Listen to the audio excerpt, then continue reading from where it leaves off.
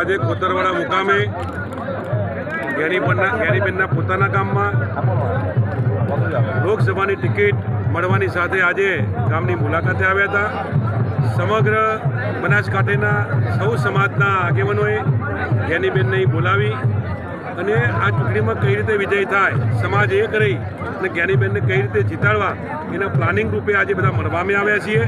આજે આપણે જોયું કે સમગ્ર વિસ્તારમાંથી બિલકુલ કાલે સમાચાર મળ્યા અને આજે મોટી સંખ્યામાં જ્ઞાનીબેનને જીતાડવા માટે, કોંગ્રેસ પાર્ટીના ઉમેદવારને જીતાડવા માટે સમગ્ર વિસ્તારના સૌ ઠાકોર સમાજના આગેવાનો અને સાથે તમામ સમાજના સૌ આગેવાનો સાથે મળી અને એમને જીતાડવા માટેની જે આ વાત કરી છે એ અમારા માટે બહુ ખૂબ માનીય છે. ઉત્તર ગુજરાતમાં કેવું રહેશે કોંગ્રેસ? ઉત્તર ગુજરાતમાં પાટણ અને બનાસકાંઠા એ આજે હાલ કોંગ્રેસ માટે ખૂબ સારું વાતાવરણ છે. બંને સીટ ઉપર કોંગ્રેસના ઉમેદવારો વિજયી થઈ અને જશે એમાં કોઈ શંકાને સ્થાન નથી. સાથે સાથે મહેસાણા પણ વાતાવરણ સારું બનતું જાય છે, એમાં કોઈ પણ શંકાને સ્થાન નથી.